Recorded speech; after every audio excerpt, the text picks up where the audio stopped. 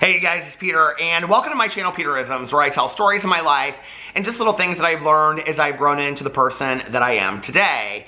And we're going to do a catch-up video again today because I didn't post a video over here yesterday. So we're going to catch up on the last two meditations, well, yesterday's and today, from The Language of Letting Go by Melody Beatty. I have not read them, but they look like they are really good ones. Yesterday's is called Surviving Slumps, which I think is something that all of us can probably relate to. I know I can. And then today's is called Achieving Harmony, which is something that I'm constantly looking for. You know, I talk in here all the time about peace and serenity and how important it is to me. And, you know, it's interesting. Yesterday, I really struggled. Like, it wasn't even that I was negative or that I was sad or down. I just woke up and I was, like, exhausted. And it just, like, I carried it with me all day long, and it just affected me all day long. And so today, I chose to sleep in a little bit, and last night before I went to bed, well, I'm in the middle of this fantastic audiobook, and, you know, on BookTube, we talk a lot about reading slumps. When you get into a reading slump where you can't really find a book that is just so good that you can't, you know, I love to read books that you can't put down. I mean, I think all of us do, right, that are readers, and I've now, like, read a couple books in a row that I'm, like, into this reading thing again, you know, so I'm out of this reading slump that I was kind of in. And I'm listening to this book that I've literally listened to in like 2.5 days, and it's so fantastic. It's Recursion by Blake Crouch, and he wrote Dark Matter like 2 years ago, which was one of my favorite books as well. And so anyway, you know, I ended my vlog last night, and I listened to like another, I was going to only listen to like 15 minutes of it, but I listened to like another hour of it, and I came home. And I haven't really been doing my nighttime ritual lately, which is, you know, I wash my face, and I have like a whole nighttime ritual that I do. And I had bought this watermelon hydrating face mask at Sephora, and I hadn't used it, so I went in and I did my, you know, my eye cream and my face mask, and the Laneige lip mask, hydrating lip mask that I leave on overnight. And I went and I laid in bed, and I could just smell the watermelon and all the smells that were so clean on my face, and I was so relaxed, you know.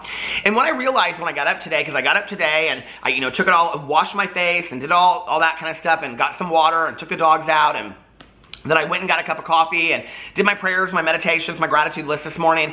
And what I realized was, you know, that if I have a routine that is just working for me so well, and sometimes I have to kind of figure out what that is. I didn't expect to talk about all this when I got on here. I was just going to read the meditations. But sometimes when I'm in a slump or I'm looking for peace and serenity, even if I just get off just for a second, you know, or a day or two, you know, and for me, it's been like, I haven't done my nighttime ritual in like a week, you know, of like my skincare products, and then I was doing just like maybe every other day. Well, that is something that so relaxes me before I go to bed, and it literally takes me 5 minutes, you know, so if things are working for me, why stop what I'm doing? And I have to remember that and keep it going forward. Okay, that being said, I've mentioned this on my vlog, and I'm going to mention it on here. I was going to do this whole book on this channel, but I'm going to just do it and talk about it on my vlog. I'll probably talk about it on here from time to time. A couple years ago, 5 or 6 years ago, whenever it came out, I read Rhonda Byrne's Magic, and I don't have it. It's in my cabinet right over there. I don't have it to show you, but it's like 30 days and 30 nights of gratitude. It is fantastic. 30 or 40, I can't remember. It's fantastic. And in fact, when I did the book, it's all these different exercises that you do, and the back of it was like, do you miss that like childhood innocence of magic and believing in Santa Claus? I was like, yes, I want all this. I want all this. And it was like, then it's all about gratitude. And I was like, I've heard that all my life, you know? Is it really that easy? Okay, so I did this book. My husband said to me at the time that I was doing it, he said, I don't know what is going on with that book, but he was like, you are in such a great place. Like, you're so happy. And so, you know, I'm in a good place right now in my life, but I thought, I'm going to do it again. Like, I want to have like that shock of gratitude again, you know, that I felt when I did that book. So if you'd like to join with me, I'm going to start it July 1st, and it's just called Magic, and it's by Rhonda Byrne. She's the one that wrote The Secret and The Power and things like that. So feel free to join me. I'm going to talk about it on my vlog. I might mention it over here from time to time. So, yeah, I'm in a really great place today. Alex took all the cushions in from the patio furniture last night because I'm looking at them, because it was supposed to rain today, and it's beautiful outside. I'm going to go for a night swim. We're going to watch our TV show Pose tonight and just kind of relax. And it's my birthday weekend starting tomorrow because my birthday's on Saturday. So, you know, it's all good things right now. I feel very, very blessed, and I don't for one second want to forget truly what a blessed life I have. I talked about this on my vlog last night, and you know, the fact that I get to make videos that people even want to watch. So If I haven't said it in a while, thank you so much for watching my videos. It just, the fact that I get to sit down here and just talk about, skincare products and doing my routine and my audiobook, and people actually want to listen to what I have to say is just, it's cool. It's very cool to me. So, okay, let's get into this. Yesterday, from June 26th, was surviving slumps. A slump can go on for days. We feel sluggish, unfocused, and sometimes overwhelmed with feelings we can't sort out. We may not understand what is going on with us. Even our attempts to practice recovery behaviors may not appear to work. We still don't feel emotionally, mentally, and spiritually as good as we would like. In a slump, we may find ourselves reverting instinctively to old patterns of thinking, feeling, and behaving, even when we know better. We may find ourselves obsessing, even when we know what we're doing is obsessing and that it doesn't work. We may find ourselves looking frantically for other people to make us feel better, the whole time knowing our happiness and well-being does not lay with others. We may begin taking things personally that are not our issues and reacting in ways we've learned all too well to not work. All too well do not work. We're in a slump. It won't last forever. These periods are normal, even necessary. These are the days to get through. These are the days to focus on recovery behaviors, whether or not the rewards occur immediately. These are sometimes the days to let ourselves be and love ourselves as much as we can. We don't have to be ashamed, no matter how long we've been recovering. We don't have to unreasonably expect more from ourselves. We don't ever have to expect ourselves to live life perfectly. Get through the slump. It will end. Sometimes a slump can go on for days, and then, in the course of an hour, we see ourselves pull out of it and feel better. Sometimes it can last a little longer. Practice one recovery behavior in one small area and begin to climb uphill. Soon, the slump will disappear. We can never judge where we will be tomorrow by where we are today. Today, I will focus on practicing one recovery behavior on one of my issues, trusting that this practice will move me forward. I will remember that acceptance, gratitude, and detachment are a good place to begin. Wow. For me, fear and being in a slump, sadness, and self-pity really have a hard time existing in the same place as gratitude. So when I'm practicing gratitude on a regular basis, whether that's, every day, every hour, every minute, and sometimes I have to slow it down to that. Sometimes I have to get back to basics, and I think that's what happened in the last 24 hours when I was talking about that book, Magic, and, I was looking at my life and just saying, God, I'm so blessed. I never in a million years imagined that my life would look like it does. I feel so blessed, Even just on the small things with my dogs and, my husband and my best friend and, our families and just all of it. I feel so blessed. Just on a beautiful day outside. Or the ability to buy skincare products that I can use that make me happier, It's like all of that, when I look at it, and just from that to my health. I'm always grateful for my health and my sobriety in my life. Those are the three things that I say that I'm grateful for every day.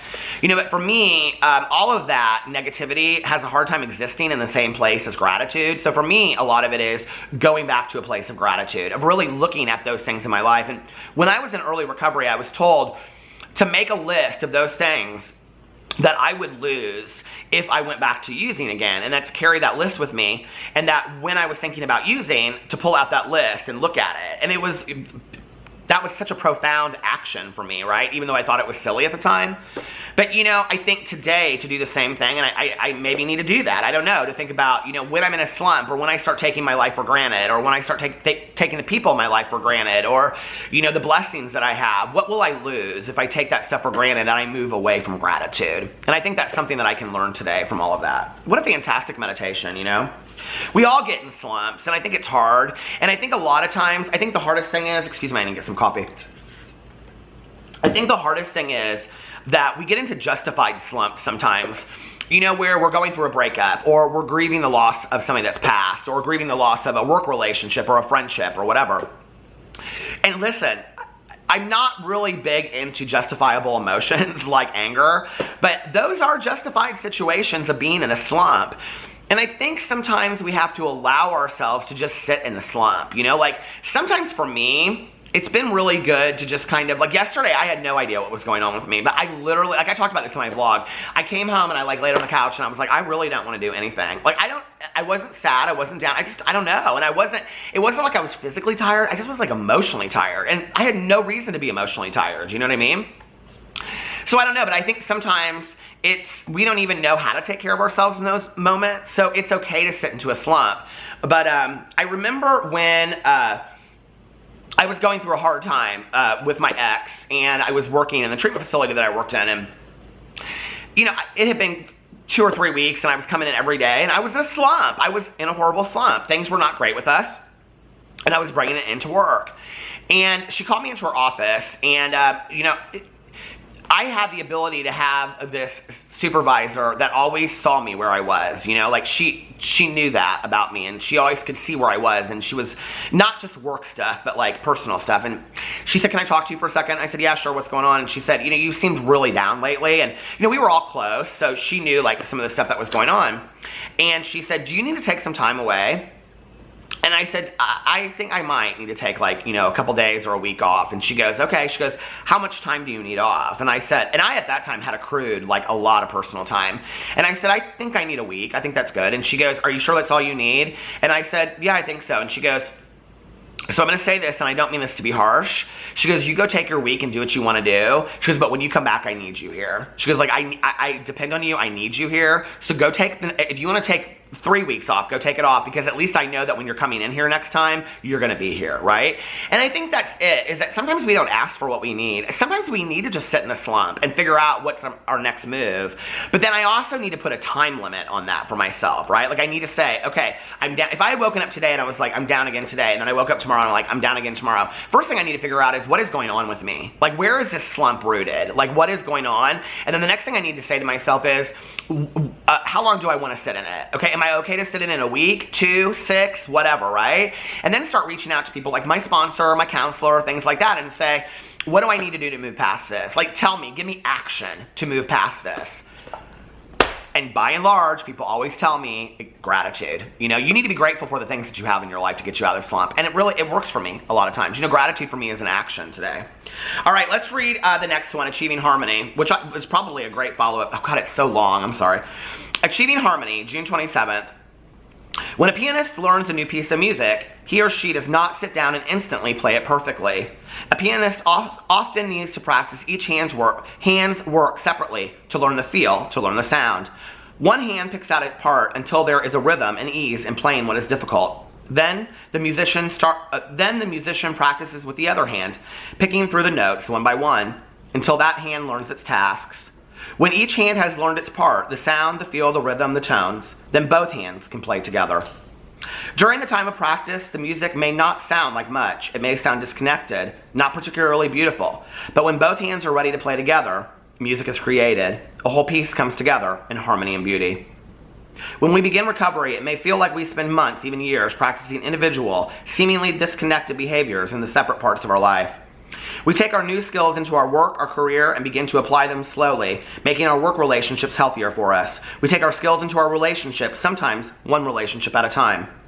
We struggle through our new behaviors in our love relationships. One part at a time, we practice our new music, note by note. We work on our relationship with our higher power, our spirituality. We work at loving ourselves. We work at believing we deserve the best. We work on our finances, on our recreation, sometimes on our appearance, sometimes on our home. We work on feelings, on beliefs, on behaviors, letting go of the old, acquiring the new.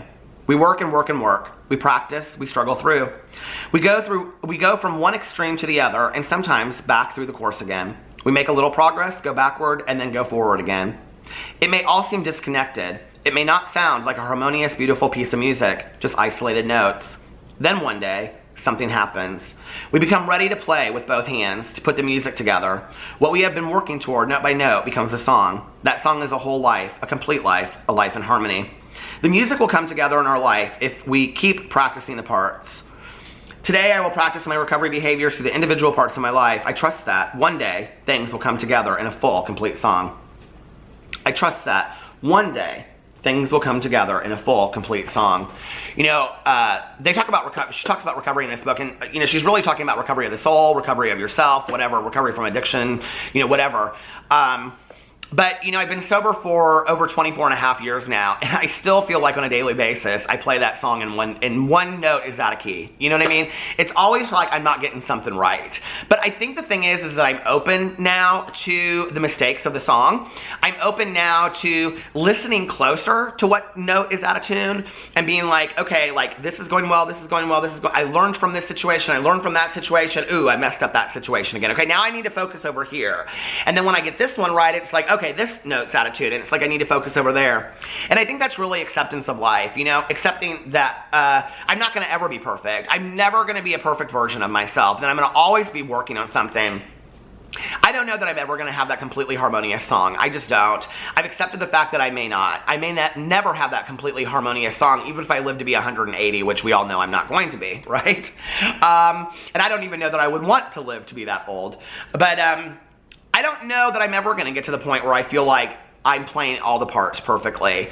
I sometimes think today, because for me, I know this is going to sound corny, okay? But to me, sometimes, like, all of it that I've learned is part of the excitement of life, that I don't know that I would want to get to a point where I just sat back. And I also think that's where arrogance, ego, and pride live, you know, is when you think you have all the answers to everything and you have it all figured out. I think arrogance, ego, and pride live there, right? And I don't want to be about that. Like, I think humility comes from admitting your faults and admitting that you need to learn from them, at least for me, you know. I've had a lot of people in my life say I needed to be humbled. I needed to be humbled. I needed to be humbled, you know, and I'm grateful for some of those times. Some of them were painful, but I'm grateful, you know, that there were lessons that presented themselves to me. And I think for all of us that are open to that, you know, and I don't know that I'll ever play the song perfectly, and I don't know that that is any kind of expectation for my life. So, you know, I think it's acceptance of that is where I'm at today, and I'm okay with that. But I also don't want to use that as an excuse to stop learning, you know? I think sometimes we look at that and we say, well, I'm never going to be a perfect person, so we allow that as an excuse to continue to, you know, make errors and things like that. Well, that's not necessarily the case, okay? I mean, we're going to make new mistakes in our lives, but it's about learning from the mistakes that we have made, getting back up off of our face, you know, and learning from that. And I think that's what it's about, not continuing to repeat the same things over and over and over again, you know? You know, there's a recovery saying that says, doing the same things over and over again, expecting different results. Like, that's insanity, right? So it's about changing that pattern in our head and saying, I'm not going to continue to do the things I've done over and over and over again. I don't want to be that person that I was, you know? And I feel like I'm not the person that I was yesterday, but tomorrow I won't be the person that I was today. Anyway, I hope those meditations helped you guys. I hope you're having a fantastic week. I love you, and I will see you in my next video. Bye.